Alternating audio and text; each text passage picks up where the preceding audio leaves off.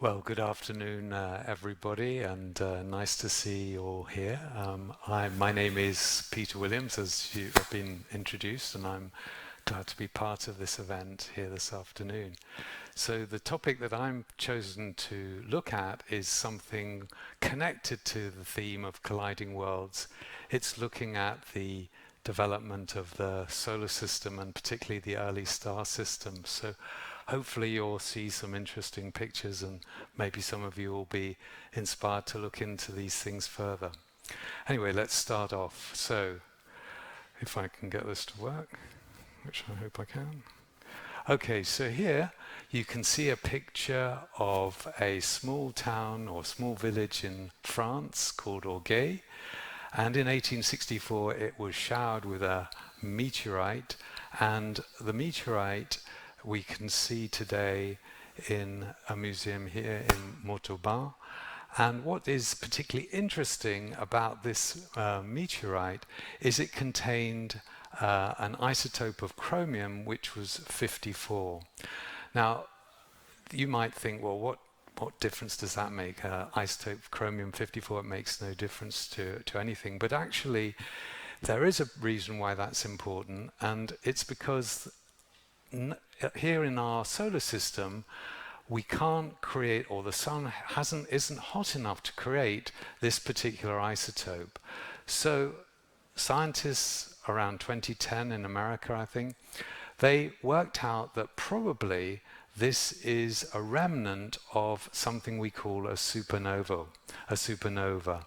And a supernova is a star that it explodes in a tremendous amount of light and energy, and through that it creates an enormous amount of heat that produces these kinds of materials like chromium 54.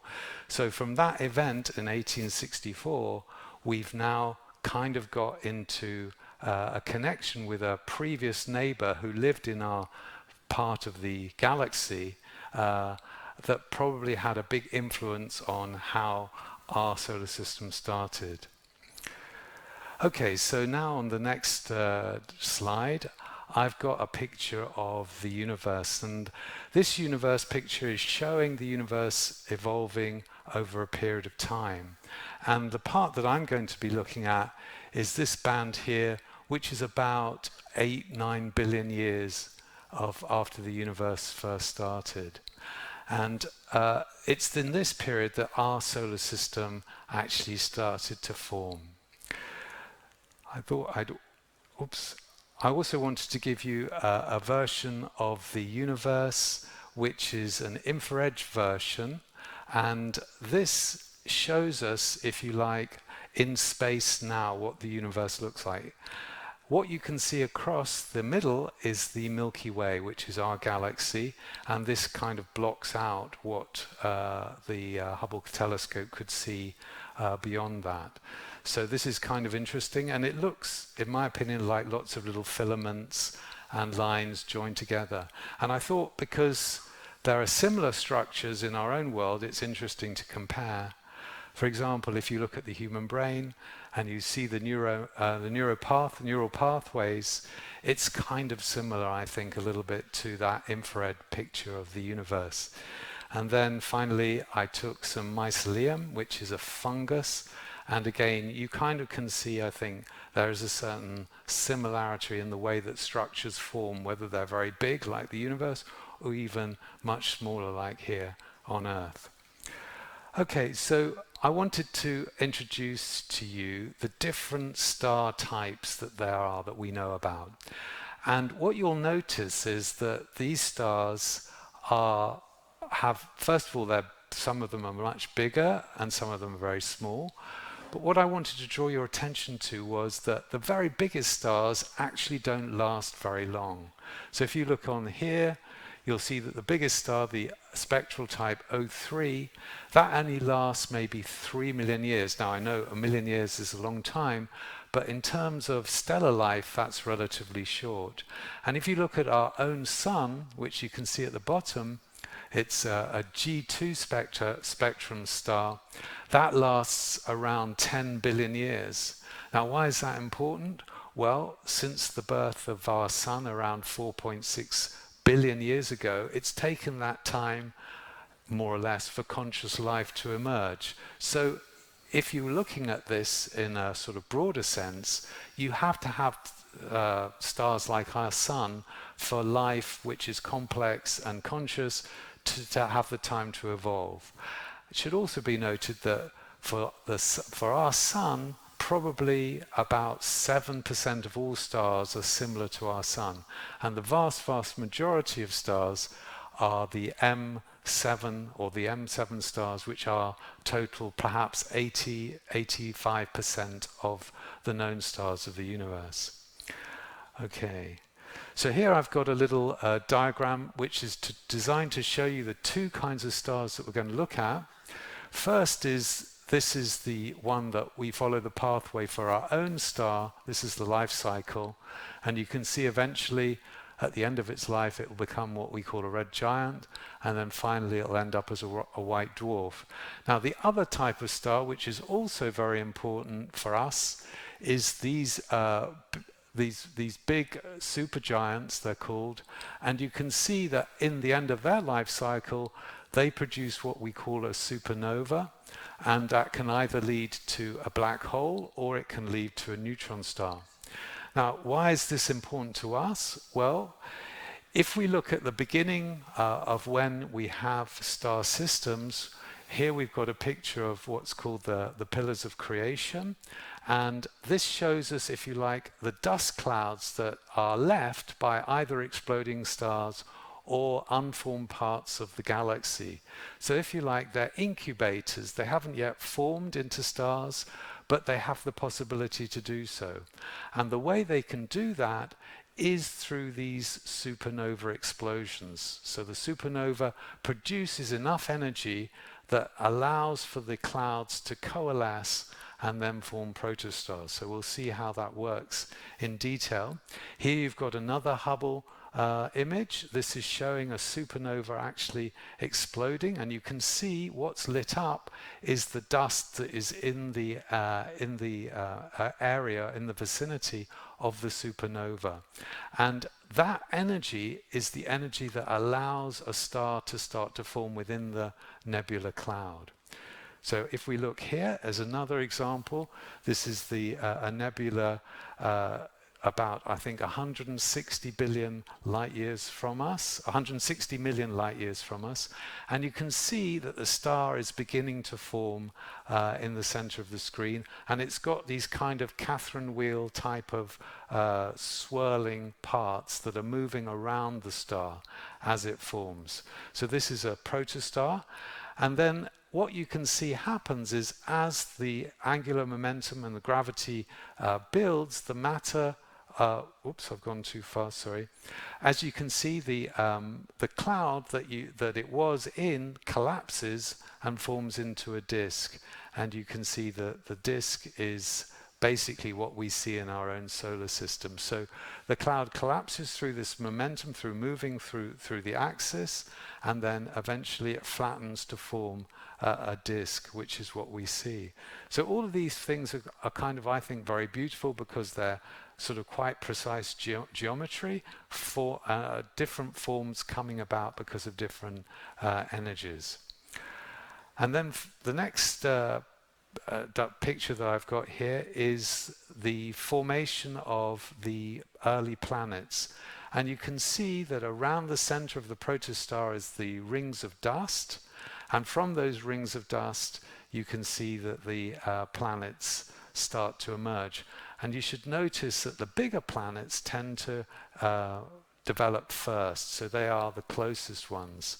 And we're going to look at why we haven't got that in our solar system in a moment. But anyway, you can see here that in this particular example, it's got a variety of planets that are forming. Now, the next picture I'm going to show you is actually during this process, as the different planets accrete, that means as the different parts, the different rocks and the different matter are added onto each planet, you get bigger and bigger collisions. And in our case, the latest theory suggests that we had a massive collision, or the Earth had a massive collision around about 100 million years after the beginning of the solar system, in which another protoplanet crashed into the Earth. And this planet has been given the name of Thea, which is the Greek goddess, the Greek Titan goddess, who gave birth to Selene, who was the goddess of the moon. And you can see here, this was a Mars, I suppose, a Mars-sized object. And so it was pretty substantial. And as a result of that impact, what happened was that the moon was formed. So this is why our planet has such a big moon, because probably a very big protoplanet crashed into us and then formed the moon. How do we know this, you might say? How do we know this? Well, the reason we know this is that the chemical signature of the moon dust that we brought back from the moon is actually almost identical to that on Earth. So this is what allowed this theory to develop. Now, oops, go forward too much. Sorry. So here now I want to just talk about the two biggest planets. These are the two planets that were first developed in our solar system. And you can see Jupiter and Saturn. Saturn is the one with the rings. And these planets had a big impact on us and on other inner planets. Now, how did they impact? Well, there is a theory called the Grand Tack theory, which says that the Jupiter moved slowly towards the sun. It was drawn in by gravity, and it disturbed the forming protoplanets nearest the sun. That means Mercury, Venus, the Earth, and Mars. And as it moved in, it could have actually accreted all of our planets, so we wouldn't exist at all. But behind Jupiter, they're also following, being drawn into the gravitational pull of the sun, was Saturn. And because of the way that Saturn is also a massive planet, because of the way they rotated around each other, they actually developed a kind of torque which eventually pulled them back out into their current location. So this is actually why we exist as well. The other benefit of this from our point of view was the disturbance of asteroids led to a massive asteroid shower around 4 billion years ago, and this is probably most likely to have brought us the water we would need later to develop life. So these movements are very significant and also very precise, and of course they would have to be for us to have emerged later on. One other byproduct of this was that Mars basically had most of its material removed, which is why Mars is not nearly as big as Venus and the Earth. Okay, let's go on. So this is a picture here, this is an artist's drawing of these asteroids bringing water crashing into the Earth.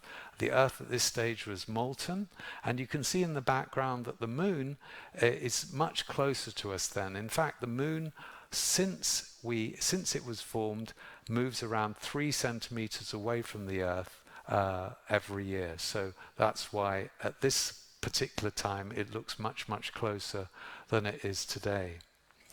So other collisions that are, whoops, I can get it to work. Whoop. Sorry. So another collision, or another part of this whole story, one which I think has some credibility, is the idea of something called Panspermia, which is when it's believed that small, tiny particles of DNA, perhaps, were bedded deep down inside these asteroids, were kept frozen in the middle, and possibly they landed on Earth and created the life that we see today over billions of years. So this is one theory, at least. I think my own feeling is that there's quite a lot of likelihood in it, because so far we humans haven't been able to create life on our own. And then finally, also just to keep you informed, over the last 500 or 600 million years, there have been several collisions, other impacts on the Earth, which have created extinction events.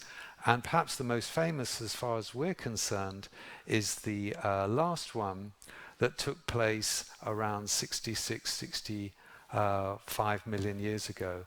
And this extinction event was an impact, probably probably a meteorite, almost certainly a meteorite, that crashed in the Gulf of Mexico. And what's remarkable about this is that it was small enough to destroy all the dinosaurs, but not so big as to allow smaller life forms like our own ancestry. At that time, we were probably a little bit like tree shrews, but those animals were able to survive, and the dinosaurs were killed off. But if it had been any bigger, all life forms would probably have been extinct, and then life would have developed perhaps in a very, very different way. Anyway, that's the sort of my talk today. So thank you all for listening, and I hope you learnt something from it.